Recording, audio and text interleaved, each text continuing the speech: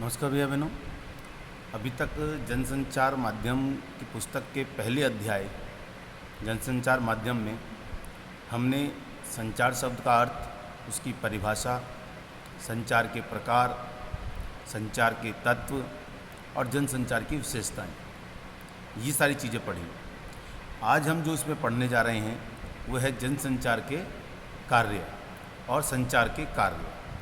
ठीक है, तो सबसे पहले हम पढ़ते हैं कि जो संचार होता है उसके क्या कार्य होते हैं। संचार के कार्यों में सबसे पहले हम प्राप्त करने हेतु, मतलब संचार का प्रयोग हम कुछ हासिल करने या प्राप्त करने के लिए करते हैं। जैसे अपने मित्र से पुस्तक मांगने के लिए या कोई और सामान मांगने के लिए। तो यानी जब हम कुछ चीज़ प्राप्त करने के लिए किसी के साथ संचार करते हैं, बातचीत करते हैं, तो ये जो संचार होता है ये कुछ प्राप्त करने के लिए किया गया होता है। तो ये संचार का पहला कार्य। बहुत सारे कार्य हो सकते हैं, कुछ मुख्य जो कार्य हैं जो हम प्रतिदिन उपयोग में लाते हैं वो मैं आपको बता रहा हूँ। नियंत्रण करना, यानी संचार के माध्यम से हम नियंत्रण भी करते हैं। कैसे करते हैं? जैसे किसी के व्यवहार को नियंत्रित करना है तो स्कूल में आप देखते होंगे कि टीचर्स स्टूडेंट्स के व्यवहार को नियंत्रित करते हैं। कोई बच्चा शैतानी करता है तो टीचर उसको डांट करके कहते हैं शांत बैठ जाओ, नहीं तो सज़ा देंगे हम आपको। तो वह शांत होकर बैठ जाते हैं। तो इस प्रकार हम संचार के माध्यम से किसी के व्यवहार को नियंत्रित भी करते हैं। आप इसको ऐसे भी समझ सकते हैं कि जैसे कंपनी में बॉस बाकी एम्प्लॉयज़ के उनको व्यवहार को नियंत्रित करता है, आपके पेरेंट्स आपके व्यवहार को नियंत्रित करते हैं। तो यानी संचार के माध्यम से दूसरे के व्यवहार को नियंत्रित भी हम करते हैं। इसके अलावा सूचना, किसी को सूचना देनी होती है या किसी को सूचना लेनी होती है, तो इसके लिए भी हम संचार करते हैं। जैसे आप लाइब्रेरी में मेरे पास आते हो, इस तरह हमें ये जानकारी चाहिए, कहाँ मिलेगी पुस्तक, इसके लिए तो आप कुछ सूचना, कुछ जानकारी लेने के लिए भी हम आपस में संचार करते हैं। कुछ जानने के लिए या कुछ बताने के लिए हम संचार का प्रयोग करते हैं। अब है अभिव्यक्ति, यानी अपनी कोई बात हम अभिव्यक्त करना चाहते हैं सबके सामने। जैसे आप प्रेजेंटेशन देते हैं, जब हम आपको कोई टॉपिक देते हैं, कहते हैं इस विषय इस बात पर अपना पक्ष रखिए, तो आप क्लास में प्रेजेंटेशन देते हैं। तो यानी संचार का उपयोग हम अपनी भावनाओं की अभिव्यक्ति या अपने को एक खास तरह से प्रस्तुत करने के लिए भी करते हैं। हम स्वयं को जब रिप्रेजेंट करते हैं किसी समूह के सामने तो हम अभिव्यक्त करते हैं अपने विचारों को। तो ये भी एक काम हम संचार के माध्यम से करते हैं। इसके अलावा सामाजिक संपर्क, संचार का प्रयोग हम एक समूह में आपसी संपर्कों को बढ़ाने के लिए भी करते हैं। क्योंकि जैसे आप जानते हैं कि मनुष्य सामाजिक प्राणी है और वह समाज के बिना नहीं रह सकता।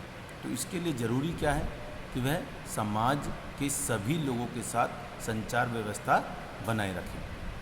तो इस प्रकार जो मनुष्य है वो सामाजिक संपर्क भी संचार के माध्यम से करता है। इसके अलावा चिंता दूर करने के लिए संचार का प्रयोग हम अक्सर अपनी समस्याओं या चिंताओं को दूर करने के लिए करते हैं। हम किसी समस्या में फंस गए हैं, मान लीजिए आप किसी सीढ़ी के सहारे छत पर चढ़ के सफाई कर रहे हैं, अचानक वो सीढ़ी गिरने लगती है और आप इस प्रकार लटक जाते हैं कि सीढ़ी भी आदि आपके पैर में फंसी हुई है और आप एक हाथ से छत पे किसी कुंदे को पकड़ के लटके हुए हैं। तो ऐसे में आप समस्या में फंस गए हैं, आपकी चिंता गिर के चोट लग जाएगी, तो आप क्या करेंगे? संचार करेंगे, बचाओ बचाओ चिल्लाएंगे या किसी को पुकारेंगे। तो ये जो संचार होगा, इससे क्या होगा? अगर कोई आपकी मदद के लिए आता है तो आपकी वो चिंता, वो समस्या दूर हो जाएगी। या इसी तरह की हम कई और परेशानियों में फंस जाते हैं तो हम दूसरे की हेल्प मांगते हैं। तो अपनी चिंता या समस्या को दूर करने के लिए भी हम संचार करते हैं। ये जितने भी पॉइंट्स हैं आपकी पुस्तक में हैं, तो आपको अगर यहाँ से कुछ दिखने में लिखने में परेशानी आए तो आप पुस्तक से भी चेक कर सकते हैं। प्रतिक्रिया व्यक्त करने के लिए, प्रतिक्रिया यानी रिएक्शन। तो जैसे आमतौर पे होता है कि आप किसी से कुछ कहते हैं तो दूसरा उसके बदले में आपको कुछ कह देता है। तो इस प्रकार हम अपनी रुचि और किसी विषय या वस्तु के प्रति अपनी प्रतिक्रिया व्यक्त करते हैं। जैसे आप कोई नई चीज़ खरीद के लाए आपने अपने फ्रेंड्स को बताया देखो मैं ये खरीद के लाया हूँ, तो उसके प्रति आपके फ्रेंड्स की जो प्रतिक्रिया होगी, अच्छा कितने का लाए, ये तो तुम महंगा लिया है। तो ये जो प्रतिक्रिया है, हम अपनी ऐसी प्रतिक्रिया व्यक्त करने के लिए भी संचार करते हैं। और नेक्स्ट पॉइंट है अपनी भूमिका को पूरा करने के लिए, यानी हम जिस भूमिका में हैं, फिलहाल जैसे मैं एक टीचर के रूप में हूँ और आप एक स्टूडेंट के रूप में हैं, तो मेरी भूमिका है कि मैं आपको जो पाठ की विषय वस्तु है वो ठीक से समझाऊँ, और आपकी भूमिका क्या है उसे ठीक प्रकार सुन करके समझने की। तो हम अगर अपनी अपनी भूमिका दोनों पूर्ण रूप से निभाएं तो हम इस बात को आसानी से समझ सकेंगे जो पढ़ाई जा रही है। इसी प्रकार जैसे एक डॉक्टर जो है वो अपनी भूमिका का निर्वाह करता है, एक वकील अपनी भूमिका का निर्वाह करता है, तो इसके लिए भी हम संचार करते हैं। अब देखिए ये तो थे संचार के कार्य, अब हम पढ़ते हैं कुछ जनसंचार के कार्य। जिससे हमने आपको पहले बताया था कि जनसंचार का अर्थ क्या होता है, जनता के साथ संपर्क करना, ठीक है। तो जनता के साथ जब संपर्क किया जाता है तो हम जनसंचार कहते हैं। तो जनसंचार का सबसे पहला कार्य क्या होता है, सूचना देना। सरकार कोई भी स्कीम लागू करती है या कोई जैसे सूचना देनी होती है जनता को, तो वो रेडियो, टेलीविज़न, इन सब के माध्यम से सूचना देती है। तो जैसे कोरोना वायरस के खिलाफ हम लोगों को जागरूक करने के लिए गवर्नमेंट ने तरह तरह के प्रोग्राम्स, तरह तरह के ऐड टेलीविज़न, रेडियो के माध्यम से हम लोगों तक पहुँचाए। तो सूचना को प्रसारण समाचार माध्यमों का प्राथमिक कार्य है। समाचार पत्र, रेडियो और टीवी विश्व भर की खबरें उपलब्ध करवाकर हमारा सूचना स्तर बढ़ाने में सहायता करते हैं। लेकिन पिछले कुछ सालों से समाचार की अवधारणा में फ़र्क आता जा रहा है। समाचार माध्यम अब किसी घटना को जैसे का तैसा बताने का कार्य नहीं करते हैं। समाचारों का वर्णन करने से लेकर इनमें मानवीय अभिरुचि, विश्लेषण और पिक्चराइजेशन को भी अब शामिल कर लिया गया है। यानी केवल एक सामान्य सूचना नहीं देना नहीं रह गया। अब जनसंचार का अब जो मुख्य कारण हो गया वही हो गया है कि सूचना तो दें, लेकिन उस सूचना के साथ साथ क्या दें, मानवीय अभिरुचियों का भी ध्यान रखें, उस घटना की समस्त पिक्चराइजेशन को भी दिखाएं।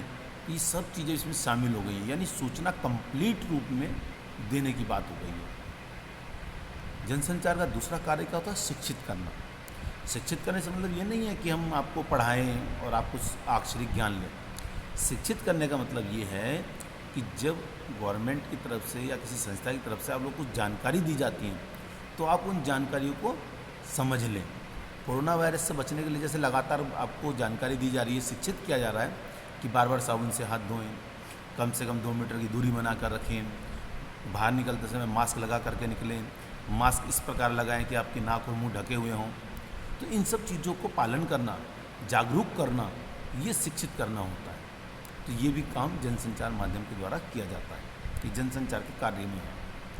इसी प्रकार मनोरंजन करना, तो जनसंचार का एक मुख्य कार्य लोगों का मनोरंजन करना भी है।